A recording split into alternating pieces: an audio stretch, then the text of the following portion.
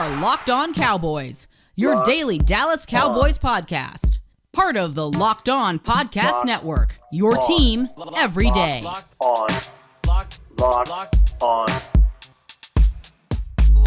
Cowboys. Locked on Cowboys. Welcome back to the Locked On Cowboys podcast presented by OnlineGambling.com, the place to be for all the latest gambling news and tips throughout the NFL playoffs. Visit OnlineGambling.com/NFL to get the edge over the competition throughout this year's playoffs. I am Marcus Mosher. He is Landon McCool. And we've got a busy show for you today, Landon, but for you guys listeners. But Landon, first, how are you doing today, sir? Doing well. It's funny to pull the curtain back a little bit. We always are like, what's the next show going to be about? The thing that we have always seemed to trust and always seems to pay off is there will be Cowboys news. It will show up. It will manifest itself. And sure enough, there is some stuff that we got to talk about, despite it being kind of a lull in where we should be having Cowboys talk. There's always something to talk about. This isn't actually necessarily Cowboys news, but it kind of is Cowboy news. Which is just the NFL. Sean Payton announced yesterday that he was stepping away from the NFL, not retiring, stepping away from the NFL, stepping away from the Saints. And that led to a whole bunch of speculation about his future potentially with the Dallas Cowboys. But before we get into that, just any thoughts about him kind of leaving the Saints? I mean, he had a incredible run there, and to go out, I thought that the main takeaway from that press conference was what a fun press conference to have as you're walking out the door. Right? It just seems like he was having a great time with the media that was there. He clearly had such a great relationship with all the media. Had a great relationship with the ownership. It seemed more like it's just kind of a celebration than goodbye. So that was my main takeaway. As far as how it applies to the Cowboys, we'll talk about Sean Payton and him being potential for Cowboy coaching. But I think the thing that I really took away was just the reaction from Cowboys Twitter and the reaction from Cowboys Nation over this, and just how visceral it was. And so some people are immediately fire Mike McCarthy and make Sean Payton the coach. Some people are like, Sean Payton and Mike McCarthy are literally the same person occupying the same skin at the same time. And just everything from like Sean Payton, is terrible, and Sean Payton should be the next head coach. It's just the takes were immediate and fully they were hot the spectrum. Yeah, and hot. No matter what side of where they were on the spectrum, they were immediate and hot. Okay. There's so many different things to pull back here, but let's start with this. Do you buy the rumors or the scuttlebutt that the Cowboys could be interested in Sean Payton in 2023? Absolutely. Okay. I mean, you're a fool if you don't believe that. I'm not saying that it's not gonna it's gonna happen, or it's certain to happen. There's interest there, right? But I mean, look, the story came out that there was already a deal in place between the Cowboys and the Saints to make Sean Payton the head coach prior to McCarthy becoming the head coach, right? Yeah. And literally the only thing that apparently blew it up, and shout out to Locked On Pelicans, I guess, is the Anthony Davis deal getting blown up, and the fact that Loomis was the GM for both. And I guess, hey guys, this is why you don't make one GM the GM for both of your two professional sports teams, right? Yep. This is exactly why. And I guess from the Saints' point of view, it worked out for them, if anything. But the fact that there was already a deal, a structure in place and let's go back to this, a structure in place that didn't require draft picks, right? It just required essentially us paying the Saints off, essentially. To me, that means that obviously this is alive and well. Look, I mean, Jerry Jones and the Joneses have a strong relationship with Sean Payton. They talk about it all the time. I think you're a fool if you don't think that this is at least a possibility. And frankly, that's the one take I will outright dismiss, that this is not really a thing, or a thing that the Cowboys are talking about. That's total BS. They've already well discussed it. So we know how much the Jones family loved Jason Garrett, right? Like they just were super loyal to him. I feel like that's their love for Sean Payton times 10. Yeah. Right? Like they love Sean Payton more than they love Jason Garrett. And we saw how long they stuck with Jason Garrett. So if Sean Payton is available, like next offseason, he wants to come back. I'm almost not sure what McCarthy would have to do this year in order to keep that job. Like it sounds awful, but they've wanted Sean Payton to be the head coach for so long here. I mean, it's kind of why the Mike McCarthy hire to me seemed odd, is because like it at the time it makes sense, like with the resume and what I guess they were looking for in some ways, but there's no ties between the Joneses and McCarthy. There was no either even X's and O's kind of ties that would make that made McCarthy make sense, other than he was an experienced head coach. And I don't think they wanted to groom another head coach, right? I think they wanted a guy that could come in and give them some credibility. And I think McCarthy does that, right? Like we already saw in year 2, this team won the division, was 12 wins. Like he's kind of accomplished the goal that they had in mind, right? Well, I mean, let's also like look at the context of all this, right? Like if this story is true, right, that adds a new element to the timeline of this whole thing.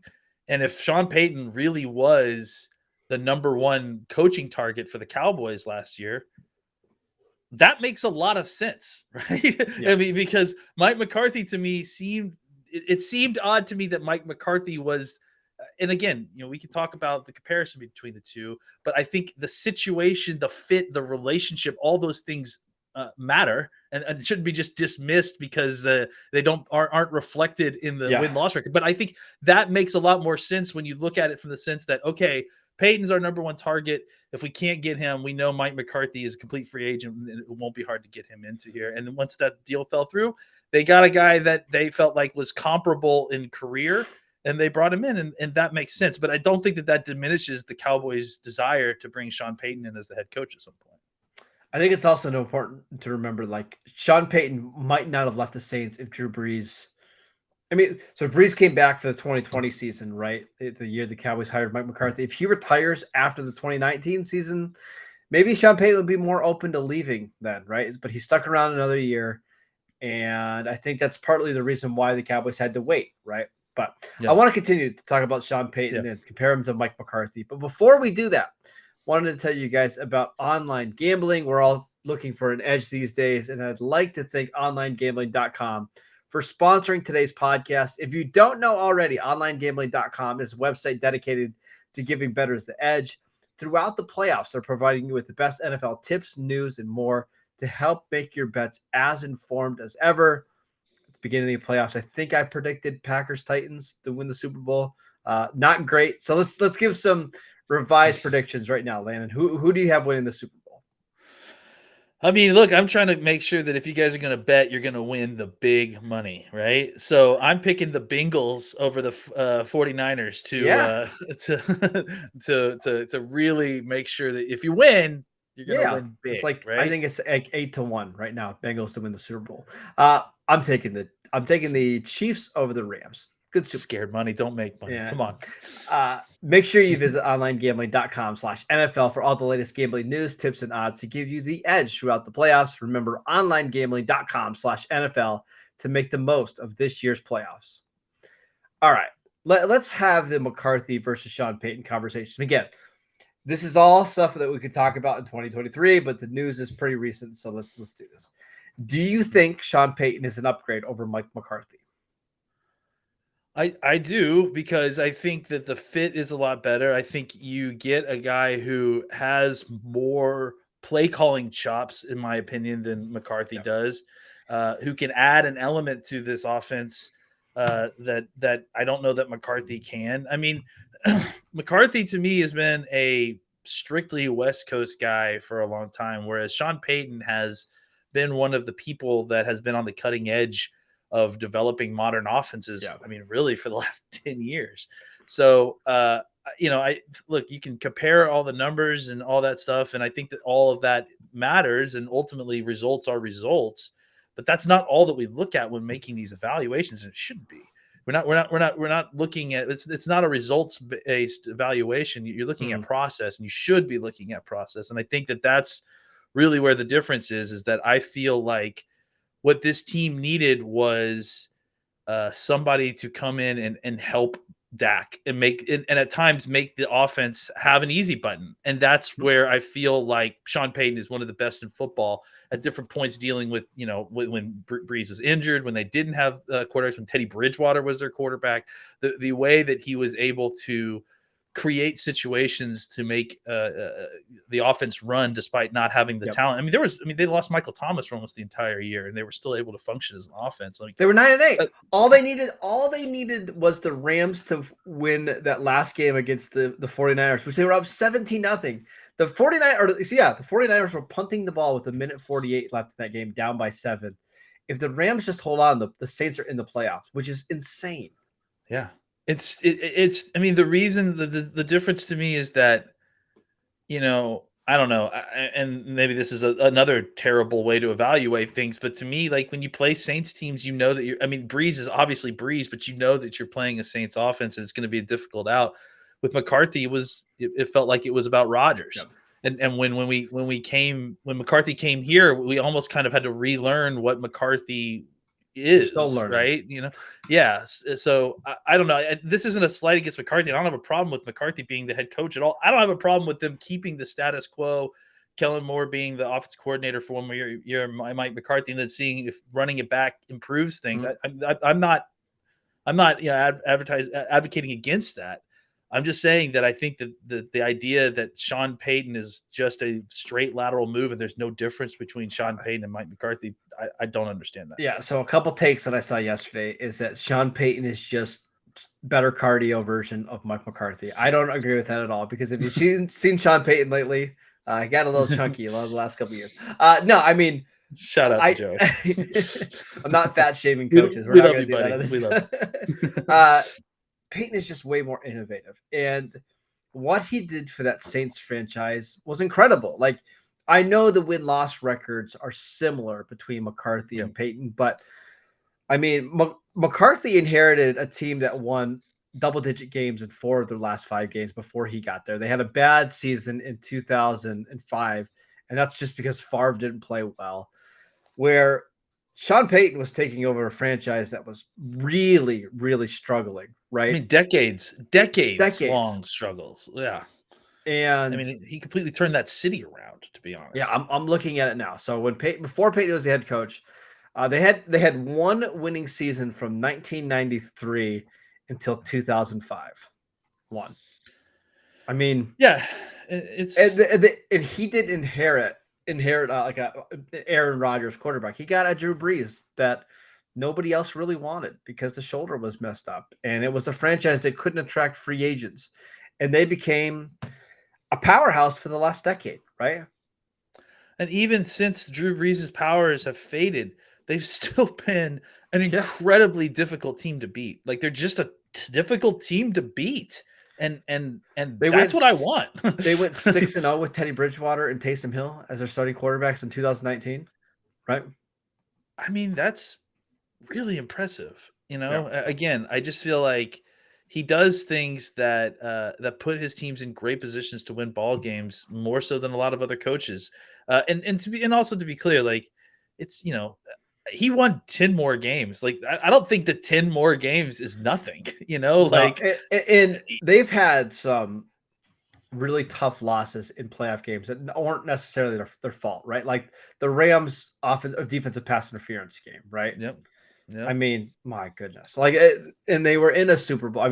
They just seemed like they were contenders every year despite having lesser talented teams. I just think he's really, really good. And I do think like a year off for Payton probably would be great for him, right? Yeah, I agree. And I think the other take here is the the Bounty Gate thing. That's to me, that's the defensive coordinator. Should the head coach allow that? Absolutely not. Did he deserve the punishment? Sure. Absolutely, he did. He served his time. I don't view that as a problem that it's going to happen in the future. So I like it. He's trying to do everything. He's trying to find the edge. I don't like the violent aspect. Yeah. Obviously, I do like the guy that's trying. He's trying everything to win. Right. Yeah. Absolutely. The Sean Payton thing feels like it's going to hang over the Cowboys all season long, though. And it may be a good way. And this might be a good thing, right? Like, Mike McCarthy knows just winning the division and losing in the first round is not acceptable, right? Like, they've got to be a team that goes far to the playoffs and wins the Super Bowl. It's their time. I keep being told by a quarterback of the Dallas Cowboys named Dak Prescott that pressure is privilege. Yeah. And if he doesn't perform this year, maybe Sean Payton and Taysom Hill come and take the job next year. Yeah, that's definitely what I was implying, is that Taysom Hill is going to be the quarterback of the Cowboys in 2023. All right, that's enough Sean Payton talk. That's 15 minutes of Sean Payton talk. That's enough for today. Mm-hmm. I want to get to some other things that are a little bit newsworthy, but before we do that, we should tell you guys about Get Upside. Our listeners are making up to 25 cents per gallon on every single gallon of gas every single time they fill up. Just download the free Get Upside app in the App Store or Google Play right now and use promo code Touchdown for 25 cents per gallon or more on your first fill up. Cash back. Don't pay full price at the pump anymore. Get cash back using Get Upside. Just download the app and use the promo code Touchdown for 25 cents per gallon or more. Again, that is promo code Touchdown. I also want to tell you guys about Built Bar. It's the new year, so that means New Year's resolution. If yours is about getting fit or eating healthier, make sure you include Built Bar in your plan. Built Bar is the protein bar that tastes just like a candy bar, or maybe even better than a candy bar. It's only 130 calories, 4 grams of sugar, 4 net carbs, and 17 grams of protein. There's so many great flavors: salted caramel, mint brownie, raspberry, cookies and cream. I like the coconut brownie chunk. Peanut butter brownie is really good as well. Go to Built.com and use promo code LOCK15 and get 15% off your next order. Use promo code LOCK15 for 15% off at Built.com. All right, Landon, we're going to finish up a couple questions from the other day and some newsy things. First off, Pro Football Focus named their 2022 breakout candidates, and Osa Odighizuwa made the list. And I was thinking today, who do you think has a higher ceiling between Osa and Gallimore going into next year? That's an interesting question. I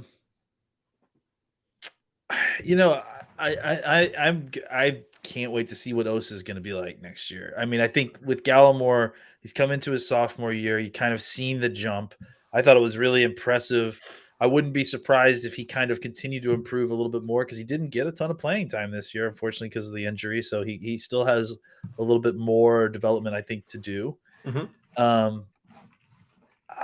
I just couldn't be more smitten with the way I saw Osa play early in the season. I think, when you think about all the pressure that was put on him early in the year with the injuries to Hill. I mean, Hill not even being able to be back on the roster yet, mm-hmm. Gallimore's injury, the fact that they, really were relying on both of those two guys to kind of break out to be a tackle a pair, and then hoping that Osa would just be kind of a rotational guy there. And then suddenly you're going into week 2 and Osa is the guy. I mean, he's your best defensive tackle pass rusher. Okay. Yep. The fact that he was able to produce under that pressure and to produce that early was incredibly impressive. And obviously it feels like all those snaps they poured on top of him early in the season forced him to really hit the rookie wall in the second half of the season. I think he just was tired and beat up and kind of ran out of gas. So I expect him, just knowing Osa and the way he handles things, I expect him to attack the offseason and with the veracity. I think that Gallimore will as well. But I just think that you think about the kind of athlete that Osa is, with the intelligence that he has, and a full off-season program, a full off-season of working out and getting better. The sky may be the limit for this kid. I thought about this a lot. Gallimore, I think, has the more athletic upside, right? He's a better athlete. Like, he ran in the 4.8s or whatever at the combine. But I think Osa is just a more well-rounded player. Like, he's just better against the run. I think he can play both spots. I actually think they fit really well together. Like, I think those guys make a lot of sense. Now, they're a little undersized together, but Gallimore and Osa together are a lot of fun. I probably would lean Osa. Yeah, I mean, I just think that you think about the flexibility, the wrestling background. Yeah. When all of that really gets the long arms, when all that really gets tied together, he has everything you need to be a really good interior pass rusher. It did feel like he hit a little bit of a rookie wall as the season went on, and it's probably just from him playing so many snaps, right? Yeah, that's what I think, right? It's just that he played so many snaps, so many more snaps than anyone expected him to or anybody wanted him to, but because of injury and need, he had to, and then played way above any of our expectations. I mean, the defensive tackles are very difficult to kind of transition to in the pro football. So the fact that he was able to play at the level that he did was really impressive. I look forward to him again getting a year of training in the offseason and then coming back with a much more homogenized season from start to finish after a year in the training facility. Yeah, that's one position I do feel much better about now than I did at this time last year, right? Like Gallimore obviously needs to stay healthy. I think Osa can be a really solid rotational player, and I think we saw enough of Tristan Hill this year to think, yeah, he might not be a starter, but if he's your third or fourth interior defensive line, you're fine, right? Yeah. I mean, I think none of us are thrilled with the fact that that's a second round pick that you spent on Hill right now, but I think that doesn't mean that he's not useful. I think he can be a really useful player, maybe just not quite up to what you expected. So, but look, he's had he'll be going on his third defensive coordinator since he got drafted. So let's give him a little bit of break there too. Are you breaking news that Dan Quinn's not coming back? I don't think I'm breaking any news by saying that. No. All right. Last thing. Todd Archer today on ESPN said the Cowboys are considering using the franchise tag on Dalton Schultz. Now, I don't have the exact number in front of me, but I believe it's around 1 year, $12 million. You interested in that? Look, I've been the guy that's been saying this the whole time. I feel like I can't get anybody to agree with me that I think that they should re-sign Dalton Schultz. They need to find a way. Simply because of the fact that he's difficult to replace. I mean, I think we talked about some tight ends yesterday that you could sign. You felt like that could be replacements, but I mean, if you're looking for what Dalton Schultz does, sign him and have him come around, because I think it's one of the few positions that it's not as easy to just plug and play guys. I don't love it, but let me ask you this: if it came down to Michael Gallup and Dalton Schultz both on 1 year deals, or Amari Cooper on a 1 year deal, what would you rather have? Because my guess is that you could get Dalton Schultz for $12 million on the franchise tag, probably a 1 year, $8 million deal for Gallup, and maybe even less than that, depending on where his ACL is at. But we know Amari is going to be 1 year, $20 million. What would you rather do?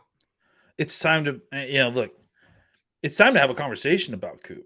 Right? Like it's not an easy cut and dry thing. I think it is, but that's my opinion. I think that you rely on him heavily and that he is underrated in the sense that you need him more than you think for this offense. But at the same time, where I've come on that is that he's not a good person to rely on. Like he's not a consistent enough performer to rely on. I think if you could tell me that next year Lamb would become the superstar, like the focus of this offense, and that Cooper would just be an incredibly high-end number 2 target, right? Or a 1B target, right? I think I would feel like that's more palatable. What I'm scared of is that they'll continue to try to, use him as the number 1 wide receiver and force the ball to him, and that the inconsistency that we've seen at the wide receiver position, kind of continues, because you had these 3 wide receivers who individually all struggled to find any consistency. And then your top end guy on top of that, needing to be force fed a little bit in order to kind of get into the game. It just made for very kind of an opening script that had a lot of demands on it. And I think that's, I guess my point is that if we're going to be paying $20 million for this guy, I need to see more from him, or you need to consider moving in another direction, because it's not a situation where you're getting what you're paying for, despite the fact that Cooper can do this. Like that Cooper can perform that way. Listen, I'm not going to disagree that he's not an inconsistent player, but he is. But when he's on and healthy, he's just such a good fit with Dak in terms of getting open and making plays after the catch. I don't know. Where's the balance there? That's the problem, right? When is it too much?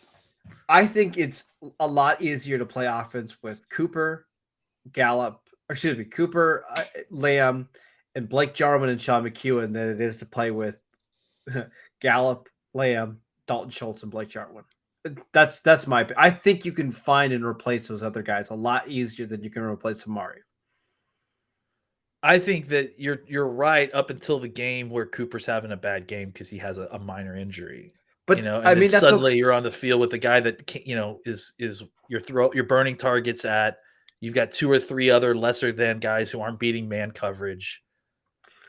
I don't know. I just feel like if you do that, you're paying. I don't want to call Schultz a replacement level player because he's better than them, but a non-superstar tight end, basically superstar tight end money. And I feel like, and I know you can make the argument, well, aren't you doing the same with Amari? Maybe, but I feel like we get 6 or 7 games from Amari every year where he's just unstoppable. And I think that's harder to find. I think the difference is that Schultz may not be a superstar tight end, but replacing his production is a lot more difficult. I think you can produce Amari's production with. Yes, I feel like Dalton Schultz is more of a product of the offense than the offense is a product of him, right? Because you have Amari, because you have CD, he's kind of the guy that they have to leave open, and he does a really good job in that role. But I think if you take away Amari and you take away Gallup from this offense, I think you'd see the efficiency and the production go down. This is my opinion. I mean, I think the point that we're coming to is that this shouldn't be an argument, right? Like the fact that we're having this debate kind of is an indictment on Cooper's $20 million a year contract, right? Like the fact that we're talking about a tight end who I think is slightly better than replacement, but you're right. You're talking about putting him on the franchise tag. I think the fact that at least I feel that replacing him would be just as difficult as replacing Cooper, and that this is even a conversation. Like, I don't know. I'm not saying I want to get rid of Cooper or anything like that. But what I am saying is that I don't think it's such a clear cut. I mean, Cooper has put himself in this position, where it's not a clear cut and dry whether the Cowboys should keep him. He's made decisions. He's done things that put himself in this position. I mean, look, I'm not to bring this up, but he put himself in the position to miss that game, and then came back and didn't perform as well those following games. Those were all based on his decision making.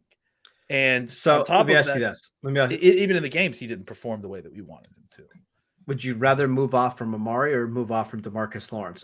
I think Lawrence is the better player. But Lawrence has now had multiple foot injuries, multiple back injuries, and he turns 30 this offseason.